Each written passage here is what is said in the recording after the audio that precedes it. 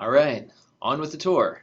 We started at the back of the brain. We did the occipital lobes at the very back, moved sort of towards the ears and did the temporal lobes. Now we're going to kind of go up, but still staying near the back of the head, an area that we're going to call the parietal lobes. And well, I think this is true of all parts of the brain, a really fascinating and cool part of the brain that does some really neat stuff. On with the tour. All right, so week 2, lecture 6, the parietal lobes. Actually, when you see this little colored thing here, the parietal lobes would be this green area.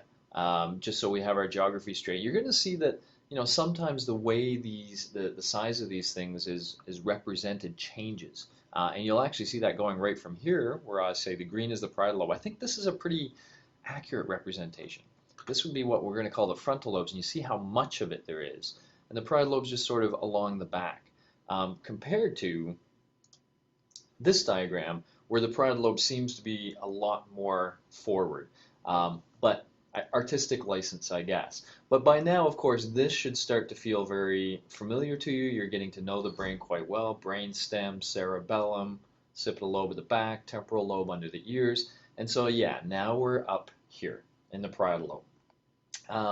And there's some really cool things about the brain that are really represented strongly in the parietal lobe. So we're going to learn about the brain in general while we're also learning about the parietal specifically. So remember I said occipital lobe has primary visual cortex, temporal lobe has primary auditory cortex. So for vision, that's where the raw visual stimulus came in. For the temporal lobes, that was where the raw auditory stimulus came in. Well, for the parietal lobes, that primary cortex is devoted to sensation. Okay, literally feelings on our body. Okay, when something touches our body, it basically activates parts of this part of the temporal lobe, something we're going to call the somatosensory cortex. Some people just call it the sensory strip or the somatosensory strip because you see it is kind of organized on a strip and with the rest of the parietal lobe kind of behind it here.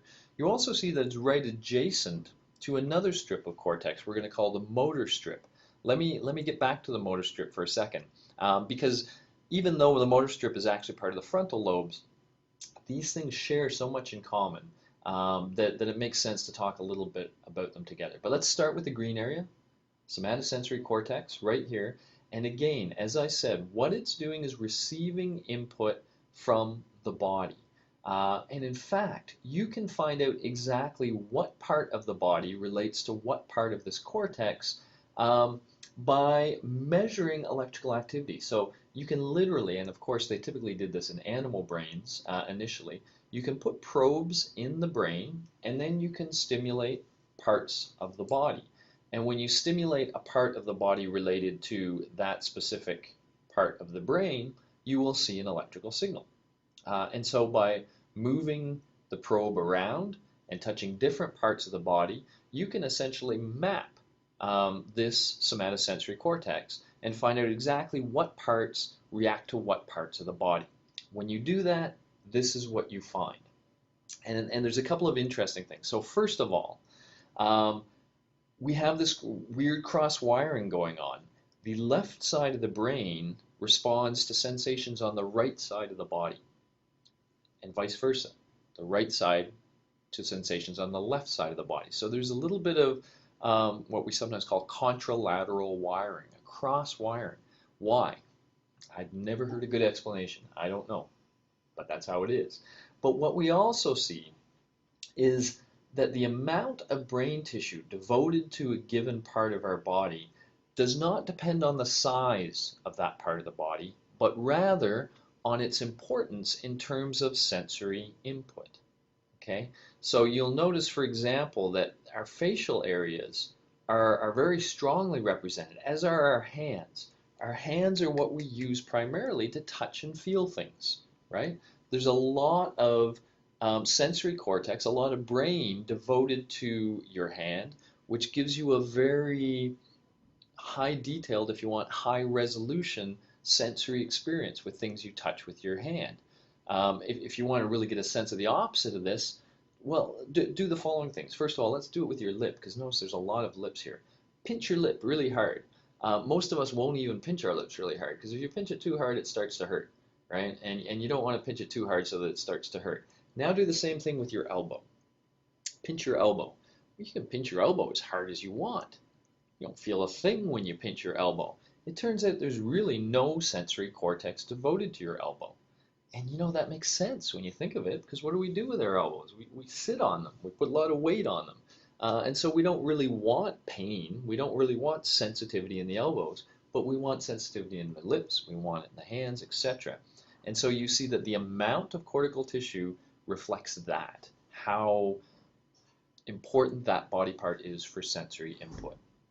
And even things like the tongue and the mouth get a lot of tissue because we're using that to produce words. And yes, that's motor, it's output, but we also need to feel what's going on in there in order to shape our mouths appropriately. And so there's a lot of tissue devoted to that too.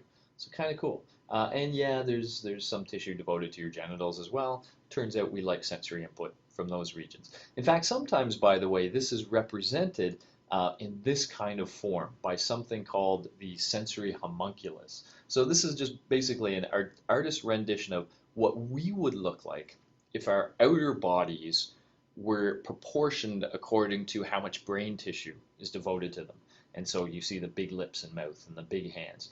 In some depictions you see much bigger genitals as well, by the way. And this is just another example of that motor strip. Now, I'm very quickly, we're going to come back to it, but I'm very quickly just going to highlight that this strip actually belongs to the frontal lobes. So we'll talk about it in detail next lecture, but it's really going to tell the same kind of story. Again, the left side corresponds to the right side of the body, but in this case, it's not about sensory input, but about motor output. So this strip, when I move my hand, that signal originates somewhere. So it's literally a part of this cortex gets active, and that makes my hand move. So this is what outputs behavior, this is what inputs sensory input. But otherwise, again, you see the motor strip also has that representational thing. It does have an elbow. It's good to move your elbow a little bit. But really the same kind of story, input versus output. So I'll just mention that quick. All right. Now there's also another interesting aspect of the parietal lobe that's related to laterality. Remember the temporal lobe, language versus other sounds. In the parietal lobe, it seems as though the left and the right are focused on body and world respectively. So literally, if you think for a while, in order to move around the world effectively, you really have to know two things. You have to know where is my body, and you have to know where are things in the world. Because in a sense, you can think of your body as the vehicle. You have to move this vehicle through the world. You have to negotiate it. And in order to do that effectively, you need to know where the vehicle is. You need to know where things are in the world.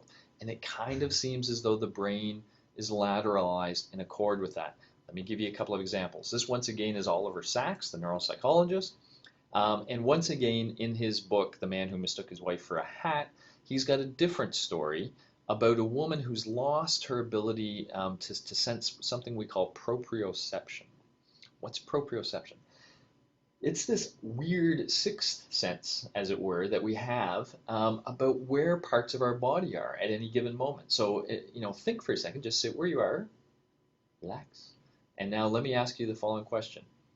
What does your left big toe feel like right now? And notice that you can kind of mentally move to your left big toe. You can kind of feel the position it's in, what it's doing. Move to your right buttock. What does it feel like right now? What sensation is on it? We can kind of move mentally through our whole body and have a feeling where our body parts are.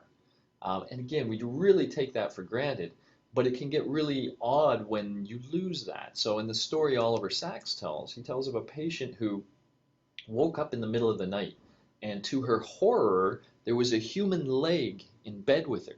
Now this is like Godfather with a horse head in the bed. There's a human leg in the bed with her, and it horrifies her. So she does what maybe many of us would do. She grabs the leg and throws it out of the bed. Now the problem is it was her leg, and she went tumbling out of the bed after it, because it turns out legs weigh quite a bit. But it didn't seem like her leg because she couldn't feel it from the inside, for lack of a better term.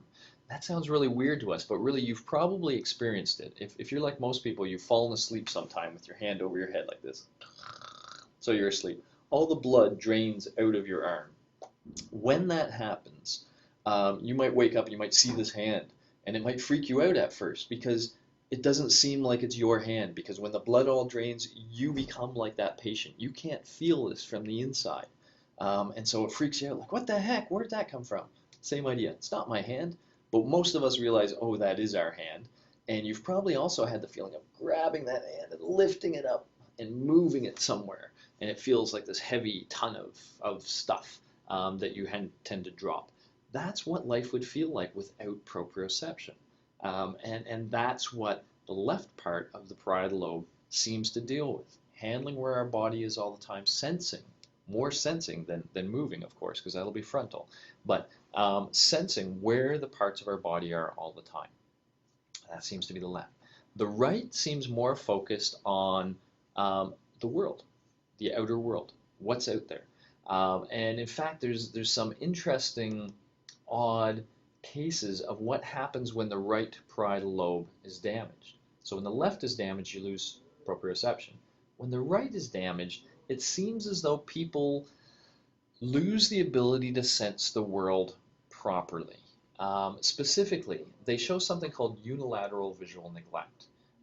If you gave patients these figures and you said, hey, can you please draw these? They would draw them, but you would note this common bias in the sense that the right side of the figures, they copy with pretty good detail. But the left side, they tend to leave a bunch of stuff out. In fact, it's kind of like with a lot of these studies, it's like they just don't see things on the left. The funny story I remember that always stuck in my head is if you give one of these patients a plate of food, they will quite often eat all the food on the right side of the plate and put their utensils down. Now, why did they do that? Are they full?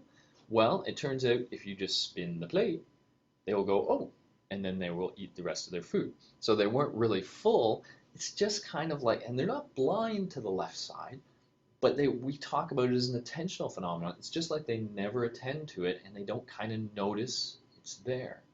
A fascinating thing. But again, it points to the fact that this part of the brain is somehow taking the parts of our world and giving us this perception of what's out there. But when that part of the brain is damaged, that perception is damaged too. Now, it always tends to be the left side of the world that gets lost. Haven't heard a good explanation for that too, which by the way, this is a good point for me to mention. Remember me talking about how young psychology was as a science? Well, it is very young, especially with really good scientific techniques being applied to it. And so there's still a lot of points in this course where I will do things like this and say, it's only the left side. We don't know why yet. And for me, that makes it kind of cool. It's like, I'm not telling you all these laws and facts. I'm telling you about data and ideas, what we think is going on, but we got a long way to go. And again, I think that makes it a lot of fun. All right, so if you'd like to learn more about the parietal lobes, well, first of all, generally, here's Oliver Sacks giving a TED Talk. So he will talk about a number of different brain regions and a number of the patients who've suffered damages to the regions and the things they show. Always fascinating. This is much more specifically a video featuring a visual neglect patient, so you can get a really good sense of what visual neglect is like. Generally speaking, here's a reading on parietal lobes and stroke and some of the various issues that arise when people have stroke. So stroke, usually a blood vessel will explode or swell and brain tissue will be damaged. So you can learn a little bit about damage that way. This one I think you'll find really fascinating. It's one of these things that when I heard about it for the first time, I just kind of went, wow. It turns out that the brain doesn't just accept sensory input in a very static way. It desires sensory input. It's hungry for sensory input. So they devised these chambers in the 1960s where you could go in and they would block off all forms of sensory input. You'd have these things around you, you'd be floating in this highly salinated water, and after you're there for a while, you don't feel any sensory input. And it turns out that's fine for a while. People could maybe sleep for a while or whatever, but before too long, if they didn't get sensory input, their brains started to create illusory sensory input. That is, the people began to hallucinate sights, sounds, feelings.